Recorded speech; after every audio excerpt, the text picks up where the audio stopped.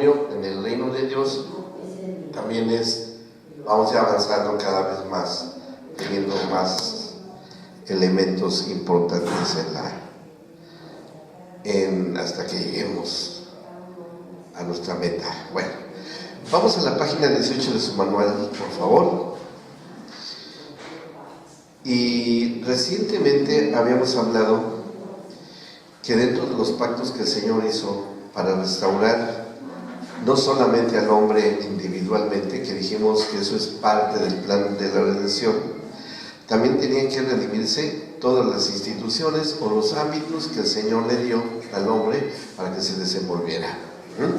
No era nada conveniente que, habiendo sido redimido el hombre con un cuerpo glorificado, siendo ya la mujer o la esposa de Cristo, se estuviese viviendo en un planeta bajo corrupción, caótico, contaminado, mal. O sea, también tenía que pasar. Y Romanos lo dice, que la misma creación aguarda la manifestación de los hijos de Dios. ¿Y para qué? Para que entren en lo que es el proceso redentivo. Entonces, todas estas acciones que se comprometió el Señor a cumplirlas, se van dando a lo largo de la historia, hasta que llegue el momento de la redención. Pero todavía tenemos que ver algo que el Señor tenía que hacer de manera muy importante antes de llegar a hacer ya la redención en sí de las instituciones. En este punto, el tema número 6 de nuestro manual, habla acerca de las estrategias que tuvo que realizar el Señor para que pudiese llegar el momento exacto, históricamente hablando, para lograr la redención institucional. ¿Qué se tuvo que hacer o qué tuvo que hacer? Algo que el Señor debió hacer es que hubiese un cambio de naturaleza espiritual en el hombre, lo cual tiene una serie de elementos que tenemos que entender.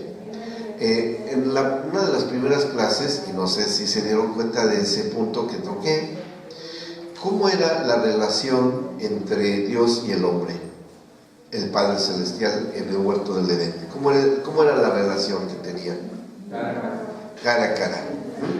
Y dijimos que esa misma expresión se utiliza en un sentido figurado en un momento de tal intimidad, tal cual existe en la relación íntima en el matrimonio, sin que sea una connotación de tipo sexual, pero sí de intimidad y de relación.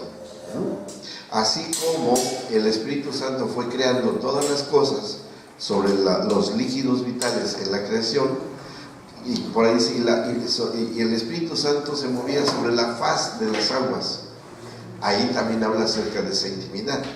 Ahora, Adán en el huerto del Edén tenía una intimidad de ese tipo, pero todo su ser, cuerpo, alma y espíritu, presentándose en una comunión como para que Dios le hablara, para que Adán entendiera, para que le diese indicaciones, para que le diese órdenes, para que Adán comprendiera y razonara y supiese que esos eran mandamientos de parte de Dios y los cumpliera. Entonces había una gran y enorme relación entre él y Dios.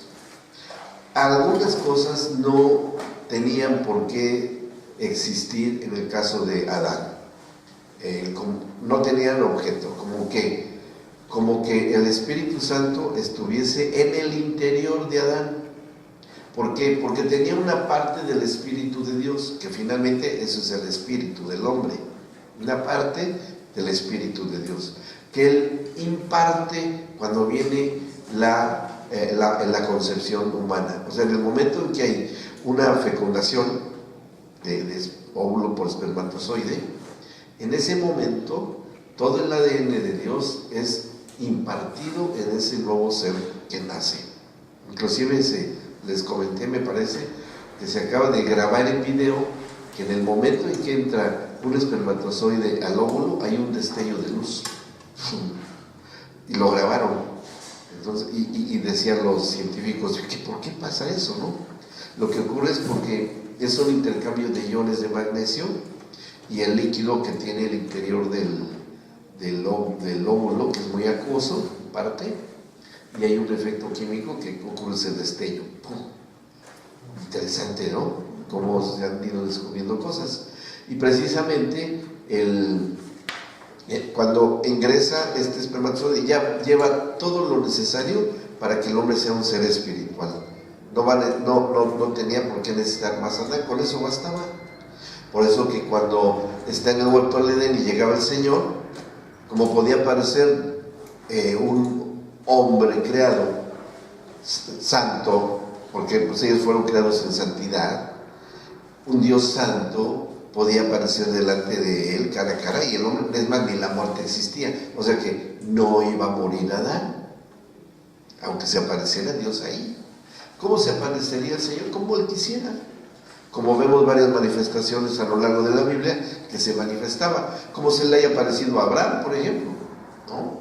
O como se le haya aparecido a Jacob cuando peleó contra él, que fue una lucha que hubo ahí. O sea, hay varias manifestaciones en las que Dios podía aparecer tranquilamente. Eso no hay ningún problema para él. Entonces, esa relación que había, tan cercana, tan natural, tan normal, como la que un padre visita en su casa, la casa que le hizo al hombre, que fue todo el planeta Tierra. Uy, maravilloso que viniera papá a visitar la casa, ¿no? ¿Qué diría? Ya llegó nuestro papá, vamos a recibirlo. ¿Qué esperaba el Señor cuando llegara a esta casa que le hizo a Adán? Que salieran quienes a recibirlo. Claro, la familia, ¿o no? Si es un padre que llega a visitar a su hijo y tiene una nuera y ya tiene nietos, pues espera que lo salieran a recibir. Así de sencillo. O sea, sin ir por más complicaciones ni más allá. No iba a ser a través de que hicieran cultos o que tuviera un tiempo de adoración, que tuviera ciertos protocolos para que él se pudiera manifestar amorosamente con su descendencia. Nada, como una casa. Es más, el modelo de familia que hoy sabemos cómo es. Bien, entonces, y ahí había varias cosas en la persona de Adán cuando fue recién creado. A ver, vamos a hacer un análisis rápido. ¿Cuál sería la capacidad de inteligencia de Adán? ¿Cuánta inteligencia creen que tendría él? Medianamente, muy inteligente. Tenía todo de Dios, todo. Toda la inteligencia que pueda desarrollar. Como ¿en qué podemos medir la magnitud de la inteligencia de Adán? El haberle puesto el nombre a todos los animales. Eso es una forma sencilla de darnos a entender, pero debemos de pensarlo así. La inteligencia de Adán antes de la salida del huerto era de tal magnitud que podría gobernar toda la creación sin tecnología, con el puro poder de la voluntad y el poder que Dios le confiriera a él. ¿En qué nos basamos? El Señor Jesús puso la muestra. Él, como el Hijo del Hombre, que ya explicamos por qué es el Hijo del Hombre, ¿qué capacidad de control tenía sobre las cosas creadas? ¿Se acordarán? Por ahí lo mencionamos. ¿Como qué ejemplos dimos? Controlar el clima,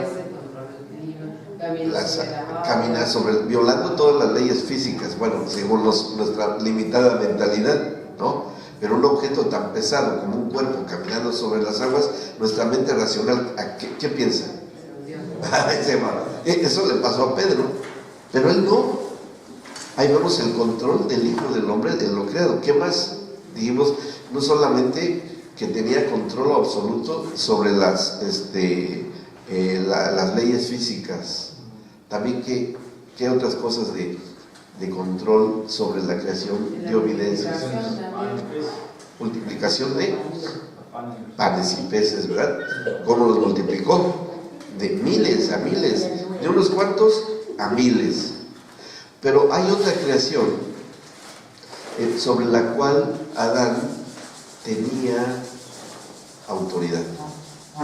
Y parece ser que no se dio cuenta, o bueno, vamos a llegar a conclusiones. Había algo o alguien sobre el cual tenía la autoridad. ¿Quién sería? Cosa creada. Sobre Satanás y los demonios. Jesús tuvo autoridad. ¿Y él qué dijo en la gran comisión? Y echará fuera demonios. ¿Pero cómo? ¿De qué manera?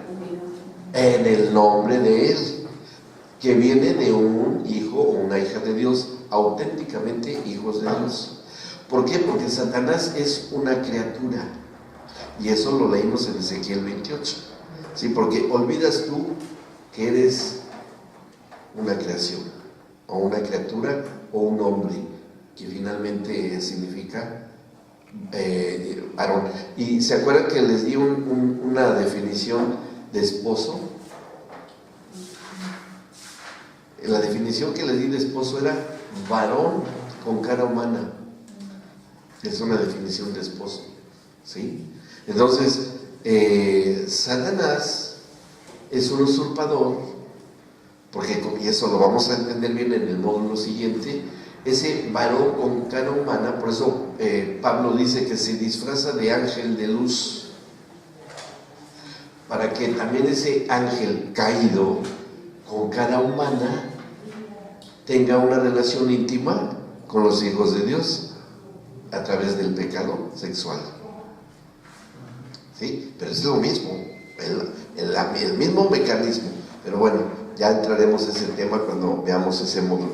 Entonces, Satanás, como criatura de Dios, que estaba fuera de la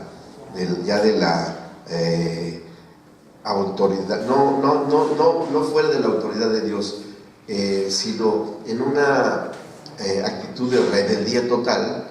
Él anda en el huerto del Edén vagando, cuando llega con Eva, pero Eva parece ser que ignoraba que ella podía haber tenido autoridad con Satanás, y la involucra, la convence, hace que se sujete a su voluntad, porque la voluntad de Adán y de Eva existía, indudablemente existía, ¿verdad? Pero para que ustedes entiendan cómo era la voluntad de Adán y Eva en el huerto del Edén, yo les podría preguntar hoy, a ver, ¿ustedes tienen la suficiente fuerza de voluntad para que puedan saltar en un enorme barranco o precipicio en la luna? Me podrían decir que sí, pero ¿cómo lo comprobamos?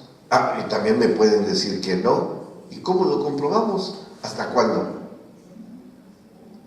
Hasta que no estuviésemos en la luna y que no hay casi fuerza de gravedad, como lo mostraron los astronautas, que podían dar saltos enormes, y sí podían haber brincado, tal vez no muy ancho el precipicio, pero sí podían saltarlo, por esa ausencia de fuerza de gravedad prácticamente nula. Ahí, ¿cómo sería la voluntad de ustedes? ¿Sería la misma? Sí, pero ¿ya habría cambiado?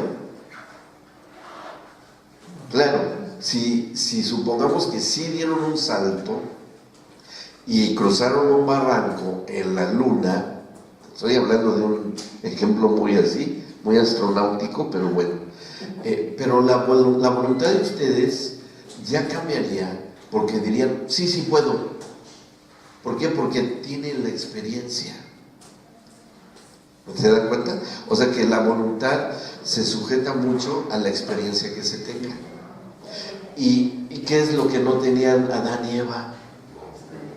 Por eso Satanás le dice, con que les dijo Dios que si comieren de este fruto morirán. ¿Y cómo se queda Eva cuando le dice eso? Que morirán. No tenía experiencia en la muerte, porque no sabían lo que era la muerte. Entonces, fíjense el juego tan sutil y tan astuto de Satanás de entrar por una cuestión de la voluntad, por algo en la cual no tenían experiencia Adán y Eva.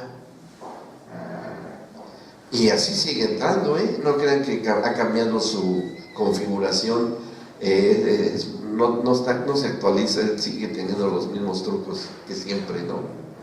Entonces, eso fue precisamente lo que le dijo a Eva.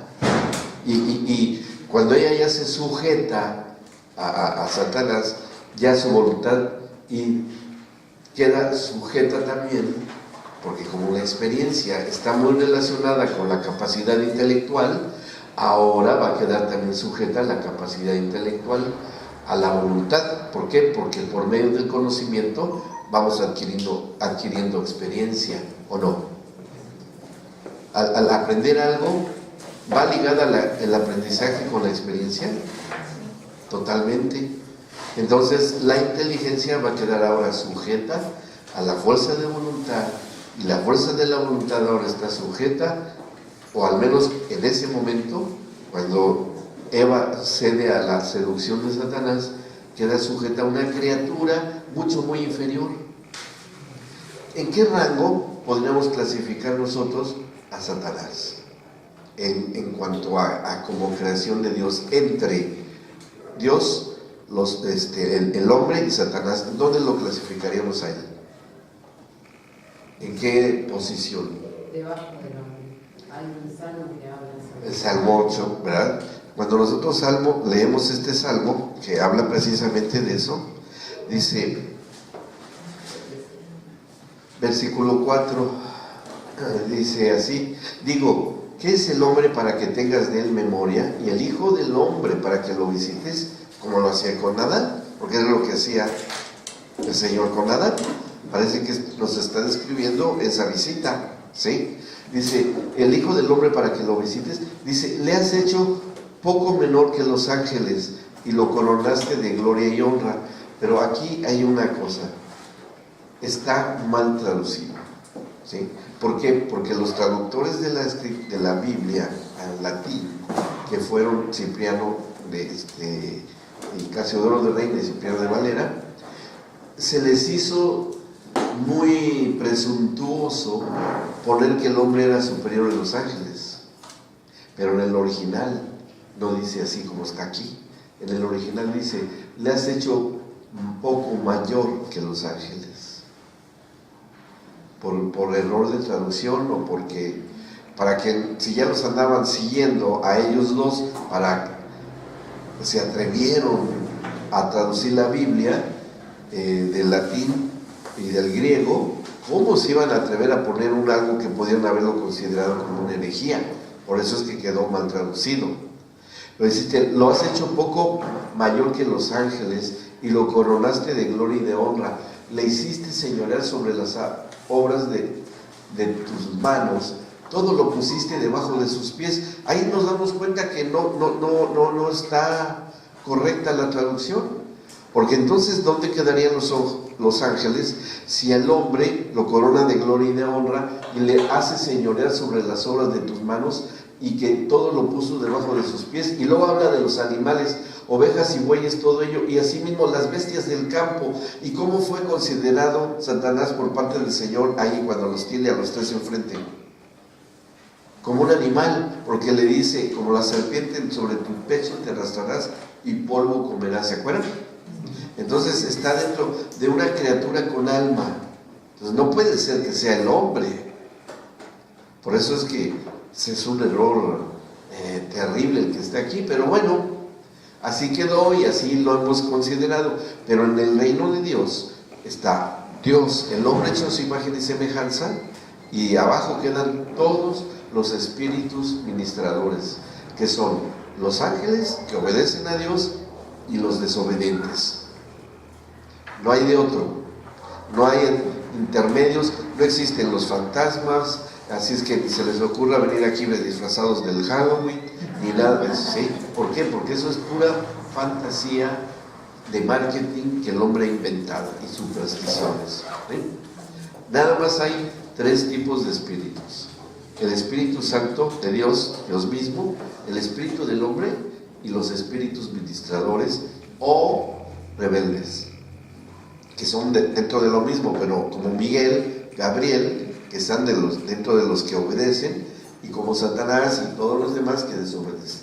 Todos los demás la Biblia no habla de otra cosa. Entonces aquí lo acabamos de leer en este salmo, está puesto bajo nuestros pies, y Pablo lo dice muy claramente en Romanos, cuando dice que Satanás ha sido puesto bajo nuestros pies, como dice el Salmo 8. Pero no pasó eso en el huerto del Edén. Entonces, ¿cómo repercutió en la capacidad intelectual del hombre el haber tenido esa desafortunada decisión? ¿Qué fue pasando con la inteligencia del hombre? Fue disminuyendo, y para sobrevivir, ¿qué tuvo que hacer? Inventar toda la tecnología, ¿sí? Porque nosotros podemos especular un poco sobre lo que hubiese pasado si Satanás transportó al Señor Jesucristo desde el monte de la tentación a la parte más alta del templo, porque se lo llevó cargando, ¿sí? Así como el Espíritu Santo transportó a Felipe 40 kilómetros de distancia en el camino a Gaza, ahí en el capítulo 8 del libro de los Hechos. Si estos que son espíritus pueden transportar objetos físicos con peso y todo lo que quieran como los seres humanos, ¿qué no podría haber hecho Adán que estaba por encima de esas capacidades? Estoy diciendo una locura, estoy diciendo que es muy posible, pero ya estamos en un terreno un poco peligroso porque estamos un poco en la especulación, ¿sí? Pero de que podría haber sido así. Tenía todo el potencial, toda la capacidad para hacer eso y más, como Jesús lo mostró como hijo del hombre cuando estuvo en su ministerio. Entonces, y Jesús mostró esa autoridad con estas criaturas, ¿o no? ¿Cuándo? A ver, díganme ejemplos de los evangelios. Con el gadareno, con el espíritu mudo y sordo que estaba con un jovencito, ¿sí? ¿Con quién más? Con la mujer que fue liberada de 7 demonios, que dice que era la mujer de Magdala, o la Magdalena, María la de Magdala, ¿sí? Y así hay toda una serie de cosas. ¿Y por qué fueron echados fuera? Pues se puede echar afuera a alguien que es rebelde a menos que se tenga una autoridad superior. Entonces, ¿cuál fue el problema en realidad de Adán? Que en el momento en el que él debía de haber tenido una actitud de control y de autoridad, no lo tuvo. Se le fue, se perdió. Y cuando es echado fuera, la capacidad intelectual va a tener que usarla, su creatividad que le había sido dada, para que el hombre empezara a crear la tecnología. Bueno, vamos a suponer, ya no puedo volar, pero voy a inventar los aviones. Claro que se tardó miles de años, ¿verdad?, para poder hacerlo. Ya no puedo ahora comer y aunque no comiera no me iba a morir de hambre, pero ahora tengo que comer porque me voy a morir de hambre. Así es que tengo que inventar algo que me pueda dar comida rápido antes de que me muera de hambre. Y empieza a inventar toda la tecnología para trabajar el campo. Y así sucesivamente. Tuvo que ir construyendo, hasta que, según el hombre, ha visto suplidas sus necesidades. Supuestamente. Pero dentro de eso va a surgir algo que cada una de las diferentes instituciones van a irse trastornando en consecuencia. Si bien la comunión entre Dios y el hombre se vio cortada ahí, ya no iba a poder tener cara a cara relación, Ahora, pero no dejó de ser espiritual el hombre. O sea, aunque salió el hombre del huerto del Edén y se había cortado la comunión y la relación cara a cara con el Señor, el hombre seguía siendo un ser espiritual. Y así como que tuvo que inventar la tecnología para comer o lo que sea, también tiene que inventar otro tipo de tecnología. Y esa fue la tecnología espiritual. Y que se llama religión. Es un invento tecnológico. Con un Dios que el mismo hombre fabrica. Así como hacer un arado para trabajar en el campo, así él hace una escultura diciendo que este es el Dios del rayo, este es el Dios de la lluvia, esta es la diosa del sexo, para tratar de entenderse a sí mismo. Y ahí vemos otra cosa que le nubla la razón, se llena de tinieblas su mente, es entenebrecido y ya no puede distinguir de lo que es real de lo que es falso. Porque espiritualmente hablando, yo pregunto, ¿cuál es nuestra realidad? ¿La que vivimos aquí? ¿O cuál es la verdadera realidad? La eterna. Y esta, la eterna relación con el Señor. Esa es la realidad. Pero la vida que vivimos acá, aun cuando vayamos a aprender de la Biblia, nos congreguemos, lo que hace todo cristiano y aún lo que hacen otras religiones, son cuestiones tecnológicas o técnicas, si quieren llamarlas así, para tratar de mantener una relación con Dios. Y aún dentro de el cristianismo, creen que todavía haya ciertas tecnologías que vicien la relación pura con el Señor. Un ejemplo, ¿qué hacen las prótesis? Por ejemplo, de una pierna. Y hasta parecen otra pierna. Ahora ya son robotizadas y las manos ya se mueven y ya al rato se la desatornilla y se la pone y se la quita. Va avanzando la tecnología, pero ¿es lo original? Muy cercano al original. La religión es, entre más trata de estar cerca de Dios, se parece más al original, pero no es lo auténtico. Entonces, esta vida religiosa en la que podemos caer es una prótesis que no es la auténtica y que por ahí Dios no va a fluir. ¿Qué fluye a través de una prótesis? Corrientes eléctricas, tal vez aceititos, líquidos para mover, para aceitar, que no le chilen los dedos, cric, crac, cric, crac. ¿Me explico? Pero no es lo auténtico, no fluye la vida, aunque parece que tiene vida. Entonces la religión, aunque parezca que tiene vida, no lo tenía en realidad.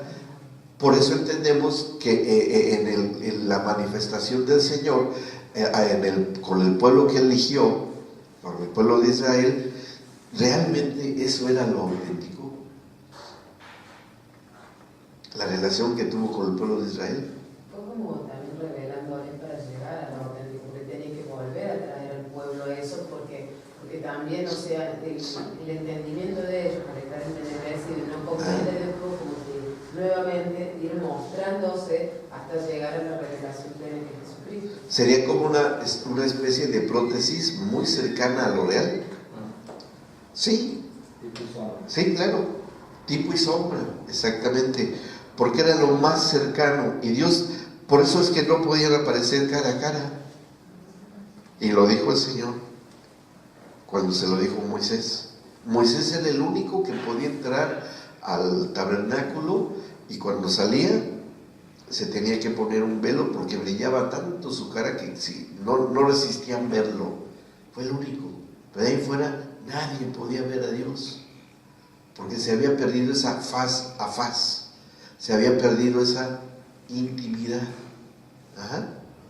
Entonces, las inteligencias y el hombre a lo largo fíjense, de 5,000, cerca de ser aproximadamente unos 7 a 10,000 años, más o menos, el hombre apenas está entendiendo este tipo de cosas. desde la salida del huerto del Edén, ahora apenas empieza a tener un vislumbre de lo que es la verdad. Y no sé si les dio concepto de verdad, una manera de expresar qué es la verdad, lo fiel al original. Eso es la verdad, fiel al original. Entonces, ¿cómo es la inteligencia del hombre sin Dios?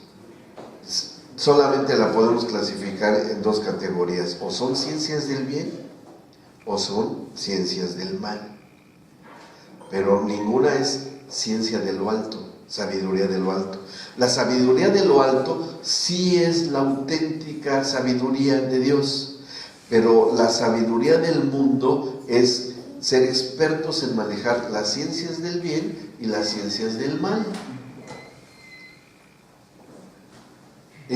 Lo más avanzado que ustedes puedan, hoy nos impresionamos con tantos avances y la ciencia diario está teniendo descubrimientos, descubren y hacen y descubren y lo seguirá haciendo, pero jamás va a poder crear un miembro humano como el que tenía alguien que lo perdió. ¿No tienes corazón? No te preocupes, voy a pensar. ¿Ya? Sí, ya lo tengo. Eso solo Dios lo hace. Pero fíjense qué interesante y qué poder y qué autoridad hay, porque es bien sabido, y en algún momento por ahí veremos un videíto, es bien sabido que lo que dice Santiago en su carta tiene una enorme razón, una profundidad, cuando habla acerca del poder de la lengua. ¿Qué tanto poder podrá tener nuestra lengua? Ajá, un gran poder. ¿Cómo podríamos hoy saber que hay ese poder fuerte en nuestra lengua? Miren, ¿qué hizo Moisés cuando se abrió el mar por donde atravesó? ¿Qué hizo? Habló. ¿Qué hizo cuando vertió la sangre al río Nilo? Y bueno, el que hablaba era su hermano, ¿no? Todas las veces que Faraón fue confrontado por Moisés, ellos hablaban y se ocurrían los milagros o las señales, las maravillas. Bueno, ese mismo poder, que era una pequeña muestra, hoy sigue estando en nuestras bocas, que viene desde nuestro espíritu. Se ha comprobado que nosotros, cuando hablamos o pensamos, por ejemplo, sobre agua, simple agua, nosotros tenemos la capacidad de modificar las moléculas del agua con el pensamiento. No sé si ustedes lo sabían, pero sí tenemos esa. Lo comprobó un científico japonés, ¿sí? Porque este japonés lo que probó con copitos de nieve, primero lo descubrió con la música. Cuando ponía música fea, se distorsionaba el copito de nieve y quedaba amorfo, sin forma. Pero cuando ponía música, por ejemplo, de Bach o de autores clásicos, de música hermosa, se formaban los copitos, como ustedes los han visto, que son maravillosos el diseño, ¿sí? Eso pasaba cuando ponía esa música. Digo, bueno, esto pasa con la música. Ahora, ¿qué pasará si le hablamos al agua? Y con copitos de nieve también lo probó. Y gente que se hizo ese estudio, que si la gente hablaba mal cosas a los copitos, se ponían amorfos también. Pero si les decían cosas hermosas, se formaban también los copitos bien simétricos y bien hermosos. Pero fue más allá. Digo, ¿y qué tal si ahora pensamos cosas buenas o malas sobre los copitos de nieve? Y tomó a gente, casi como nosotros, niños, papá, mamá, y les pidieron que pensaran cosas buenas y cosas malas sobre los copitos de nieve. ¿Y qué creen que pasó? Que lo mismo que ocurrió con los demás, que cuando pensaron cosas negativas salieron copitos amorfos, y cuando hablaron cosas buenas, positivas, se formaron copitos bien hechos. ¿Sí? con la fuerza del pensamiento. Y no es ni telepatía ni nada, es que eso es lo que perdió Adán. Es lo que perdió. Por eso Santiago lo dice, que el poder que tenemos, todos los milagros que el Señor Jesús, ¿cómo los hizo? Hablaba, ¿verdad? ¿Qué decía? Y fíjense cómo había una relación mutua cuando les decía el Señor Jesús, si tienes fe o si crees, te será hecho. Y ocurrió el milagro. Había una interacción y una relación entre Cristo, la persona, y sobre lo que se declarara. Las declaraciones son eso, son confesiones que se hacen con el poder que viene del Espíritu a través de la mente y que fluye a través de nuestro cuerpo. Porque eso es la oración. Y eso es lo que perdió Adán. O sea, perdió el control aún sobre lo que él hablara y pensara. Y bueno, la inteligencia fue decayendo en el sentido, una inteligencia espiritual, como la llama Pablo, pero fue creciendo en una inteligencia natural para hacer máquinas de guerra ingeniosas, ¿verdad? De hacer una bomba hoy, que hay una bomba, la de neutrones, que puede explotar en la estratosfera, destruye todo ser orgánico, pero no destruye nada construido. Una bomba de neutrones. O sea, qué capacidad, ¿no? Qué mentalidad de inteligencia para el mal. ¿Okay? Entonces, y eso es algo que sigue aumentando y sigue progresando. El hombre actualmente hoy ha ideado tantas cosas para mal, para destrucción, y ya está perdiendo el control. En la actualidad hoy, el hombre sin Dios está perdiendo el control sobre sus propios pensamientos, sobre su propia inteligencia, porque está siendo invadido por inteligencias ya ajenas al propio hombre, que ya lo están manejando, ya lo están manipulando. O sea, está a punto de llegar al colapso la inteligencia del hombre hoy. Sí, Santa. ¿Qué inteligencia sería? Las inteligencias supremas del mal de Satanás mismo, de las tinieblas. ¿Sí? Como cuando usted nos decía, ¿quién te enseñó? Sí, ¿quién te enseñó que estabas desnudo? La misma cosa. Hoy el reino de las tinieblas está enseñando al hombre de tal manera que la inteligencia del hombre sea totalmente manipulada por estos espíritus. Esta sería la cosa. Una pregunta. Sí. El hombre cuando no en el mal, ¿no? En el bien, en la Ajá. obediencia. Ajá. Uno escucha la voz de Dios, ¿no? Por medio del Espíritu Santo. Sí. Uno declara esa verdad presente Sí. y Dios respalda la verdad presente. Claro. ¿Verdad? Sí.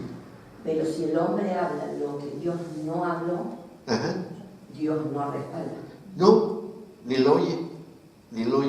Miren, ¿se acuerdan también que yo les dije que la palabra marido tenía dos connotaciones? Una, o es el varón que acompaña, ¿sí? Desde la perspectiva de la familia, o el otro es un cadáver. Eso significa también. Pero cadáver, ¿en qué sentido? ¿Cómo un marido que es un cadáver cuando espiritualmente está inoperante? ¿Ah? Entonces, cuando Pablo habla del marido incrédulo, que eso lo vamos a entender cuando veamos los conflictos matrimoniales, cuando dice que el marido incrédulo, está hablando el varón que te acompaña y que no confía en Cristo. Esa es la traducción exacta. ¿Sí? Eso significa el marido incrédulo. Eso es precisamente lo que ocurre con el hombre hoy cuando no tiene una relación y una comunión con Dios, que es un cadáver. ¿Y quién oye a un cadáver? Nadie. ¿Dios oye a los cadáveres? No.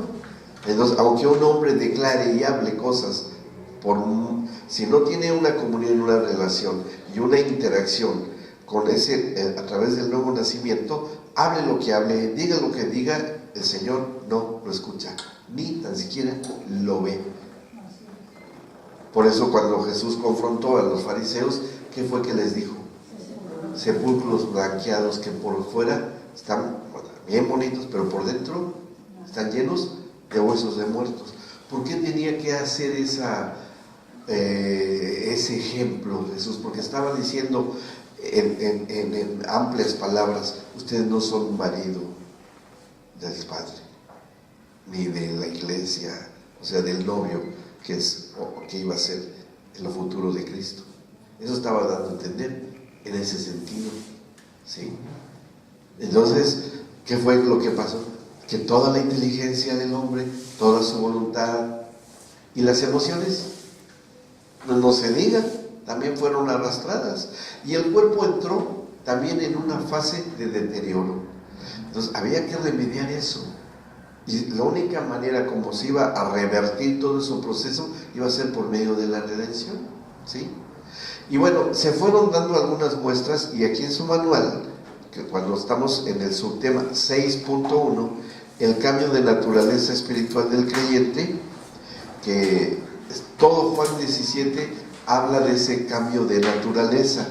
Jesús dio la revelación a los discípulos de que si eran uno con Él, tendrían un cambio de naturaleza. Es decir, seríamos uno con Él, y que Él es uno con el Padre. Luego entonces, ¿cómo somos los tres? El espíritu del hombre, nacido de nuevo, Cristo y el Padre. ¿Qué somos? Uno. Y el Espíritu Santo también, ¿verdad? O sea que la plenitud de la deidad y el creyente que ha vivido, que tiene la experiencia del nuevo nacimiento, volvemos a reincorporarnos al Espíritu de Dios como fue en su diseño original. Volvemos nuevamente a participar de la esencia misma de un Dios que es Espíritu. Así de tremendo es. Pero ¿qué pasa? ¿Por qué nos cuesta tanto trabajo? Porque todavía seguimos arrastrando. A ver, díganme ustedes si esto es así. Seguimos arrastrando y dependiendo de las tecnologías, cualquiera que sean estas. ¿Sí? Seguimos necesitando de ellas. Tecnologías espirituales, tecnologías físicas, materiales, la que ustedes quieran. Y físicamente hablando, tenemos también un problema. ¿Por qué? Porque nuestro cuerpo tiende a la corrupción. Entonces podemos tener un espíritu de primera, nacido de nuevo, cuando recién nos convertimos. No sé si ustedes tuvieron esa experiencia, que cuando recién conocemos al Señor, ¿cómo nos ponemos? Eufóricos. No sé si les pasó a ustedes, ¿sí? Que ese día saltábamos, gritábamos, llorábamos. ¿Qué es esto? O sea, es una experiencia hermosa. Yo me acuerdo cuando recibí a Cristo, fue una cosa. Cuando entré a la conferencia que nos invitaron, quienes nos compartieron, qué tremendo fue escuchar una alabanza que jamás sé de mi vida. Y eso que fui yo de esos que andan ahí vestiditos de pollerita roja y blanca, cuando era niño yo, ni ahí escuché yo eso.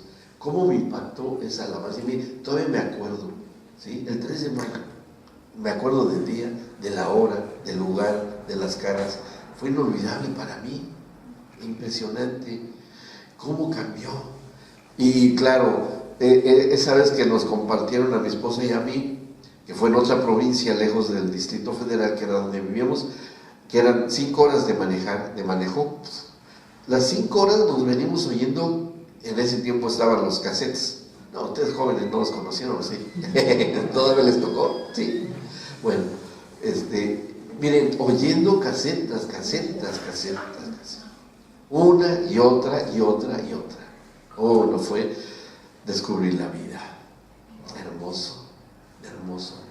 Pero algo cambió en nuestro interior.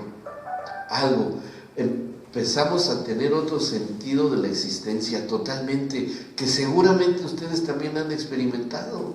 Por algo están aquí. O pensaron que venían a misa. O algún culto específico de otra religión. No. ¿Me explico? Pero seguimos arrastrando todavía algo que nos estorba y que se llama carne. Eso nos impide desarrollarnos en todo el potencial. Pero de que está a nuestra disposición el potencial, lo está. Eso es lo que oró el Señor Jesucristo en Juan 17, perdón. En 1 Corintios 15, 42 dice que el primer hombre fue alma viviente, pero el segundo Adán, o el postrer Adán, espíritu vivificante. ¿Qué diferencia hay entre uno y otro? A ver, alma viviente contra espíritu vivificante. ¿Cuál será la diferencia de un alma viviente? ¿En qué sentido? ¿Cómo? Pero el espíritu vivificante puede transmitir vida. Imparte. La otra solamente la tiene, pero no puede darla. Demanda. El alma viviente demanda, pide para sí. Quiero, necesito, quiero, sí. Quiero ir. Si quiero oír mucho de Dios, necesito de Dios, me hace mucha falta, quiero caminar, quiero andar, y todo el eje central del alma viviente es el propio hombre. O sea, el alma viviente es antropocéntrica, pero el espíritu vivificante, conforme a la vida espiritual, es cristocéntrica. ¿Por qué? Porque imparte vida. O sea, donde se para un hijo de Dios, una hija de Dios, que es un espíritu vivificante, donde se pare, lo que va a impartir va a ser vida, gracia y vida. Las tinieblas no van a poder estar, no van a prevalecer, como dice, las puertas del infierno no van a prevalecer. La muerte va a tener el control del Señor Jesucristo sobre la muerte, sobre un espíritu vivificante, porque finalmente la muerte pues es relativa, es muy relativo, lo entenderemos en su momento. Entonces, un espíritu vivificante, ¿qué tipo de vida podrá impartir? A ver, denme un ejemplo de una impartición de vida. El cambio de vida. Como un ejemplo práctico de la transformación, sí, qué sé yo. Si yo digo malas palabras, ya se transforma mi vida en... Más que una sanidad. En la intimidad con Dios. Más. Sí, pero ahí es el nuevo nacimiento. ¿Creen ustedes que podría ser inclusive una resurrección? Sí. A ese grado puede llegar que le hablemos a un cuerpo muerto y se le dé vida. Claro, porque finalmente el espíritu de ese cuerpo muerto, ¿cómo está?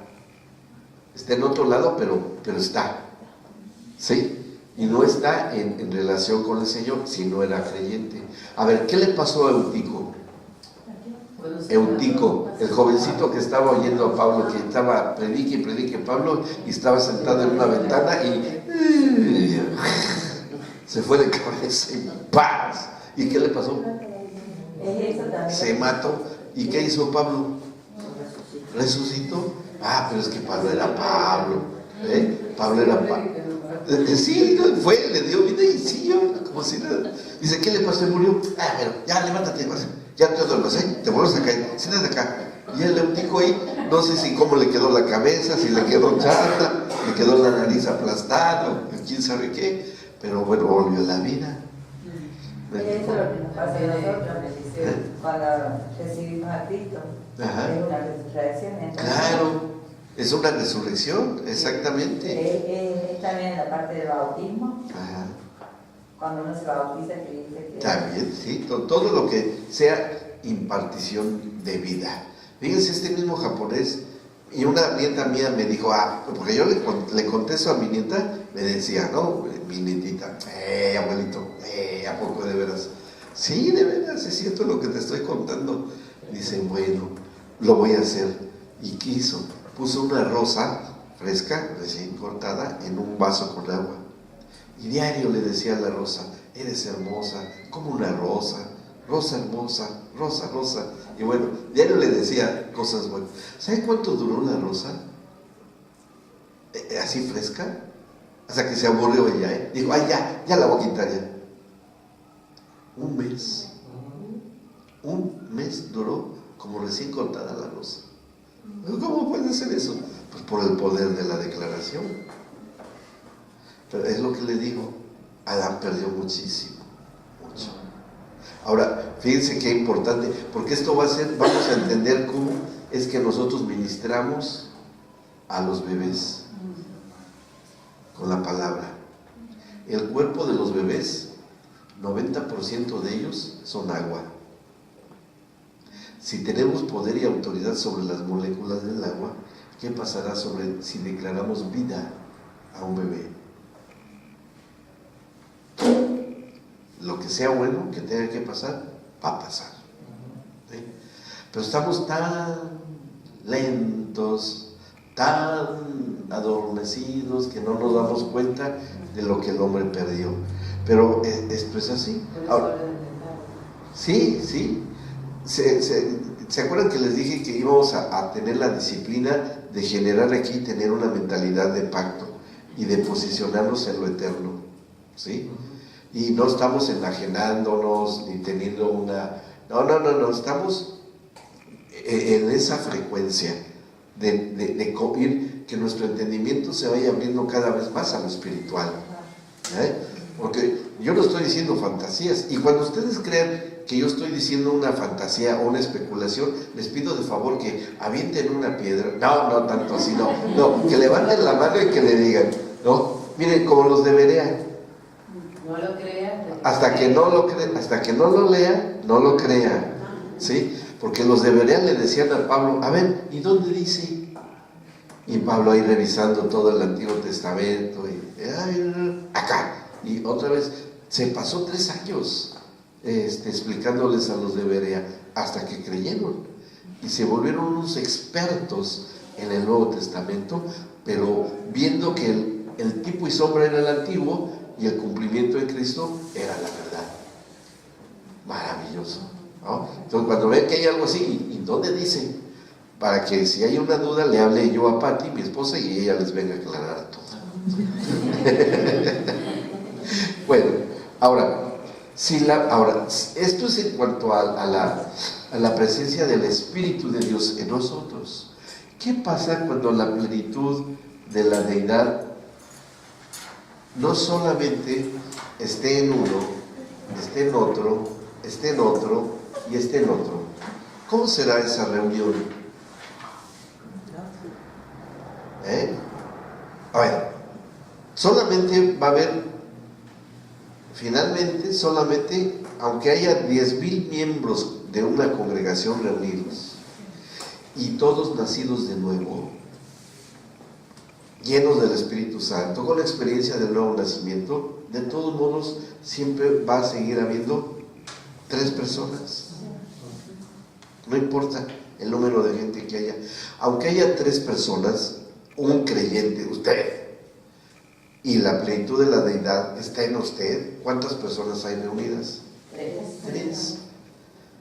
Porque es un solo cuerpo, el de Cristo. Entonces no importa, así cuando dice, hubo un tiempo en que nada más teníamos un alumno en el instituto y dice, ay, ya habían de salir, si nada más un alumno, no es así. Hay la plenitud de la deidad, está en esa persona. Entonces no nos vamos por ese tipo de cosas, ¿me explico?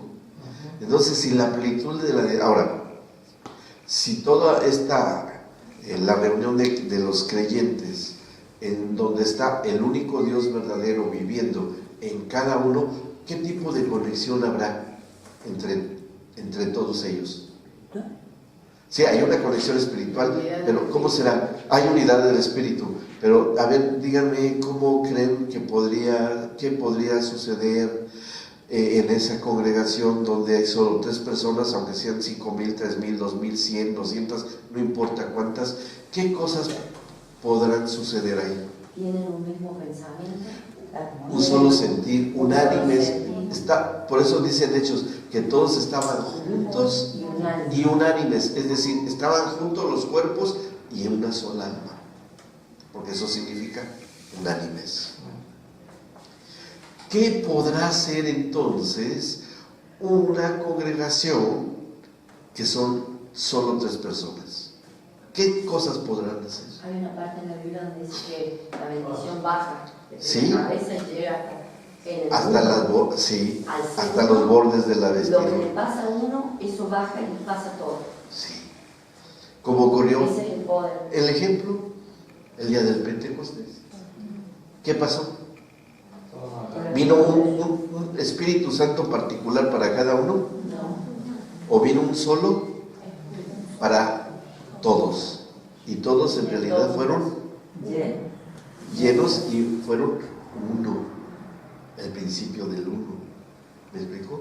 Entonces, ¿qué tanto poder y autoridad podrá tener una congregación del tamaño que sea? Miren, quitémonos que los numeritos, no importa. Eso es relativo, eso es de la mente humana, no es así.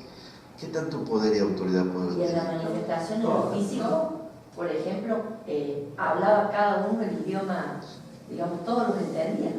Sí, sí. Entonces, por ejemplo, en ese poder. Ahí vemos un ejemplo muy bueno, ¿verdad? Cuando Pedro dio la conferencia, o él habló, Sí. que se convirtieron ahí, ¿no? Claro. ¿Y por qué no es así hoy? Y todos se quedaron ahí, por ejemplo, hasta que se ¿Y por qué hoy no será hoy así? Porque no somos. Porque ahí está dividido. fraccionado, sí. ¿Y qué sería? Que no todos somos uno. Hay quienes no son uno. Bueno, pero hay quienes estamos procurando que lleguen a ser uno, Pero usted ¿no? habló Por medio de la predicación del Evangelio. de la prótesis, ¿no? Yo Ajá. creo que ha habido, digamos, personas, Sí. ¿sí? Donde Dios les ha hablado, es verdad, Sí. y les ha mostrado una parte, ¿no? Ajá. En funcionar, qué sé yo, con los drogadictos, en funcionar con los homosexuales, en funcionar un envío, de alguna manera, una misión, un Sí, propósito en Dios, pero dentro de ese uno. Ajá. Y ellos como que tomaron eso y se abocaron a eso Sí. y no logran formar el uno. Así es. Entonces como que cada uno está centrado en eso que Dios le mandó a hacer sin Ver ser el parte todo. del Sí, todo. ver el todo. Ahora, yo les pregunto, en base a eso, ¿qué pasa en una familia? Igual. Igual. ¿Habrá que alguien, parte de la familia, es una prótesis? A lo mejor es hasta una pata de palo, ¿no? Y no es una prótesis cercana al diseño original, pero finalmente hace la función, pero no es el original. La única manera de que deje de ser prótesis, por muy perfecta que sea, es que se transforme en el original. ¿Sí? Y esto es en la cuestión de tipo espiritual, totalmente de tipo espiritual. Bien, eso es lo que hablamos acá acerca de la plenitud de la deidad, que bueno, no leo el contenido porque la labor de ustedes es estar leyendo su manual. Les pido que después los estén leyendo, ¿ok? Yo nada más estoy dando una explicación de cada subtema. Y ya voy en el subtema 6.3, la conducta regulada por la nueva naturaleza del creyente. La conducta regulada. A ver, ¿quién me puede decir un concepto de lo que es educación? ¿Quién me podrá decir algo que entienda qué es educación? Forma de comportamiento. Es casi me lo decía, pero casi. Un conjunto de reglas ¿Qué hacen qué cosa? que enseñan y modulan la forma de ser. Un cambio de conducta. ¿Sí? La educación es un cambio de conducta. ¿Me explico? Porque antes de saber algo, nosotros tenemos una determinada forma de conducirnos, de manejarnos. Pero cuando adquirimos un conocimiento, ¿cambia o no? Sí. Si yo no sabía manejar un automóvil y me pusieran en uno, capaz que causa un desastre. Pero en cuanto tomo el curso, con las reglas de tránsito, con todo, siento la velocidad, siento el auto, cuando acelero, cuando freno, ya después cambiaría mi conducta. Claro, eso es educación. ¿Me explico? cosa que debía de haberse dado con Adán y Eva, y también hubiese un cambio de conducta. Y bueno, y sí lo hubo, Cuando el Señor le reclama a Adán y le dice, ¿quién te enseñó que estabas desnudo? ¿En qué lo notó? ¿En qué notó el Señor que había algo diferente? En la forma de su conducta. O sea que había adquirido un conocimiento, pero ajeno a lo que Dios le debía de haber enseñado. Pero que decidieron otra cosa, ellos, ¿me explicó? Entonces, la conducta espiritual también tiene un cambio. Si estamos dentro de una cuestión tecnológica espiritual, ¿creen que cambie nuestra conducta? Sí, sí va a cambiar, pero ¿qué tipo de conducta? Iba a ser guiada por el Espíritu Santo. No, también. o sea, una tecnología espiritual. Yo estaba pensando en No, una tecnología nada más. O sea, de ser un no religioso pasaríamos a ser un religioso. Tal vez muy bueno, regular, pero mal. Pero un cambio de conducta, ¿me explicó? Pero ahora sí, ¿qué pasa en el creyente cuando la conducta es regulada por el Espíritu Santo? ¿Cómo es esa conducta? Con los principios de Dios, porque cuando hace algo hay algo que está marcando, que es el mismo Espíritu, dice que está bien, está mal, y que apunta no solamente a lo que hiciste, sino aún a lo que pensaste, tus intenciones en eso. Bueno, miren, ¿qué les parece si nosotros leemos 1 de Juan capítulo 2? Porque esto es lo que significa el cambio de conducta del creyente, ¿sí? Dice 1 de Juan 2:27. Bueno, leemos primero uno, el 20 y después el 27. 1 de Juan 2:20. ¿Quién lo lee en voz alta? Pero vosotros tenéis la unción del Santo y conocéis todas las Ahí está, cosas. ¿sí? Que aquí hay una palabra que se llama unción, ¿sí? La unción del Santo. ¿Y del Santo de quién están hablando?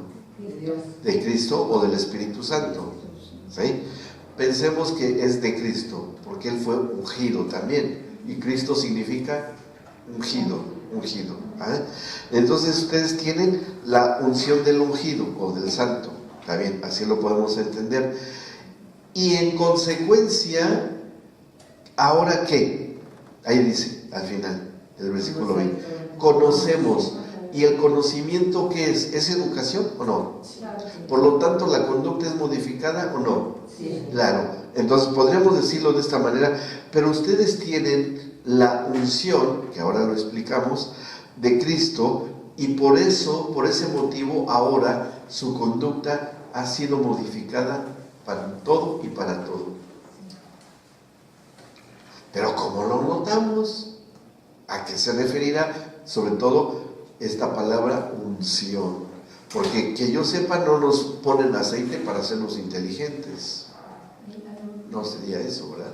El versículo también en el artículo de Juan, Juan dijo, ya decía, antes me ataba y me llevaba donde quería, pero sí. Ahora hay otro que es ciña mi lomo y me lleva para donde una vida guiada por el Espíritu. Puede tener una aplicación para esto. Miren, vamos a leer lo que está en el versículo 27. A ver, ¿quién lo quiere leer en voz alta? La unción que ustedes recibieron de Él permanece en ustedes y no tienen necesidad de que nadie les enseñe. Así como la unción misma le enseña todas las cosas y es verdadera y no falsa. Permanezca en Él, tal y como Él les ha enseñado. Así es. ¿Se da cuenta? Es decir, que la unción es un sistema celestial, espiritual, de modificar nuestra conducta. ¿Sí? Es el sistema de Dios para modificar nuestra conducta. Eso es la unción, que viene por medio del Espíritu Santo. ¿Y cómo es que maneja y modula nuestra conducta? ¿En qué se notará? Si es que hablamos de conducta, se debe notar con la conducta. ¿En qué se nota? Y eso se llama vivir y tener en nosotros El espíritu. ¿Qué cosa del espíritu? La unción. Sí, es la unción, porque la unción es el acto de la educación, de la modificación de la conducta. Pero ¿cuál es la evidencia? Los hechos, los actos, la acción. ¿Cómo se llama eso en la Biblia? El fruto del espíritu. Porque todo lo que se refiere a lo que es el fruto del espíritu, miren, vamos a verlo en Gálatas, capítulo 5. Vamos a verlo, porque esto es importante. Todo esto que estamos hablando nos va a servir mucho para entender muchas cosas de la familia. ¿Está bien? Gálatas, capítulo 5. A ver, díganme si estos son o no son evidencias de conducta. ¿Sí? Miren, vamos a leerla. Primero, vamos a ver capítulo 5, versículo 19. Y manifiestas, o sea, que son evidentes, porque las vemos, ¿sí? Manifiestas son las obras de la carne, que son, díganme si es conducta o no. A ver, adulterio, ¿es una conducta? Sí. ¿Dónde se aprendió algo? Sí. Fornicación, sí. Inmundicia, sí. Lascivia, sí. Idolatría, sí. Hechicería, enemistades, pleitos, celos, iras, contiendas, disensiones, herejías, envidias, homicidios, borracheras, orgías y cosas semejantes a esto. Es decir, la conducta del hombre sin Dios, que no tiene la plenitud de la deidad, va a ser manifiesta a través de cualquiera de estas obras de la carne. Ahí notamos que es una persona que no tiene modificación de su conducta espiritual. Aunque se diga cristiano, se dirá, pero si hay en él celos, ira, contienda, herejías, y esto inclusive hasta la podemos clasificar en 3 categorías. ¿Se acuerdan que cuando le preguntaron a Jesús, le dijeron, ¿cuál es el máximo de los mandamientos? ¿Y qué dijo él? Amarás al Señor, tu Dios, con todas las fuerzas de tu alma, y a tu prójimo como a ti mismo. O sea, hay 3 elementos, sujetos y objetos del amor: Dios, el prójimo y nosotros mismos. Ahora, aquí en las obras de la carne, que son conductas del hombre que no tiene comunión con Dios, serán estas dirigidas ¿en qué de estas 3 categorías? Dios, el prójimo o uno mismo. ¿Sí? A ver, adulterio, fornicación, inmundicia y lascivia. O contra el prójimo, ¿sí? Contra el prójimo, aunque la practica uno, pero va dirigido hacia el prójimo. Idolatría y hechicerías hacia Dios. Enemistades, pleitos, celos, iras, contiendas y disensiones contra el prójimo. Herejías y cosas semejantes, herejías, envidias, homicidios, borracheras, orgías, etcétera, que también van contra uno mismo y entonces están contenidas también contra uno mismo. ¿Sí? O sea, es totalmente lo contrario a la ley máxima que Jesús expuso. Pero estas 3 categorías también las encontramos cuando aquí mismo Pablo habla acerca del espíritu, el fruto del espíritu, en el versículo 22. A ver, ¿a quién va dirigido estos elementos o evidencias espirituales en nuestra conducta como creyentes? Primero, versículo 22, amor, gozo y paz. No. A ver, ¿Dios es amor? Sí. Y amarás al Señor tu Dios por sobre todas las cosas, ¿verdad? Gozo. El gozo es totalmente espiritual. La alegría es una manifestación del alma y la felicidad es la evidencia física. ¿Sí? Así es el orden que se da. Pero el gozo es algo espiritual. ¿Y cuándo es que viene el gozo a nosotros? Cuando lo sabemos nosotros, tenemos la convicción de que el Señor y yo no tenemos conflictos. Y que todas mis oraciones, mi adoración es escuchada por Él. Me gozo de eso. ¿Sí? O sea que esto va dirigido hacia Dios. Y paz. Paz es de que estoy reconciliado con Dios. Es decir, esto va dirigido hacia Dios. Después dice paciencia, benignidad y bondad.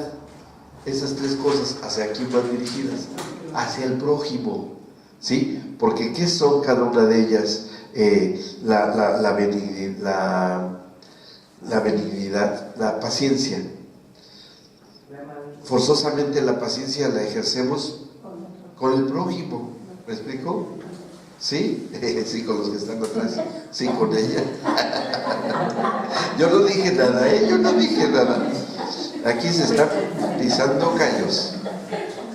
Después dice homicidios. No, perdón, que diga. Se me brincaron las letras, me saltaron. Sí, benignidad y bondad son pensamientos y actos de amor al prójimo. Eso es lo que es, ¿sí? Y esas van dirigidas al prójimo. Y las últimas tres, ¿cuáles son? Que están ahí. Fe, mansedumbre y templanza. ¿Y esas para quién aplican? Para uno mismo. ¿Se dan cuenta? Para uno mismo. Así es como están clasificadas estas tres cosas. Ahora yo digo, este es el fruto del Espíritu. Profe, Sí. uno cuando la persona tiene esto, ¿sí? Se nota, no se puede, o sea, vos podés tener una prótesis y podés simular muchas cosas, Sí. pero esto no se puede simular. No se puede. Algo te das cuenta que el otro es el original. Sí. Ya no se van a sentar tan juntas, ya no se van a sentar una por allá y otra por acá, porque veo que están en acuerdo mutuo.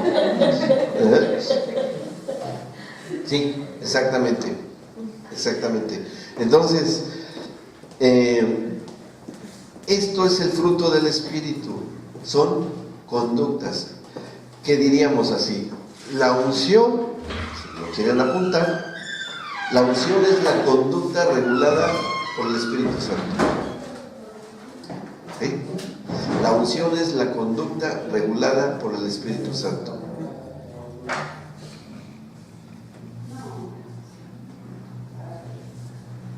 A mayor regulación, ¿mayor qué? Mayor unción, exactamente. Mayor capacidad de amar a Dios, mayor capacidad de gozarnos, cada una de estas. Y todas estas tres categorías son evidencias que se ven, que se notan y que se perciben. Sí. ¿Me explico? Entonces, regresando a nuestro manualito, donde estábamos ahí. Quiere decir entonces que la persona, el creyente, la conducta regulada, como dice el subtema es cuando, donde quiera que yo esté, bajo la circunstancia que yo esté, cualquiera que sea, lo que la gente va a observar, lo que la gente va a ver en mí, va a ser que yo soy igual al original. ¿Y quién es el original? Cristo. Por eso es que dieron llamar a cristianos en Antioquía por primera vez. ¿Sí? Porque eran semejantes a Cristo, como un Cristo en pequeñito.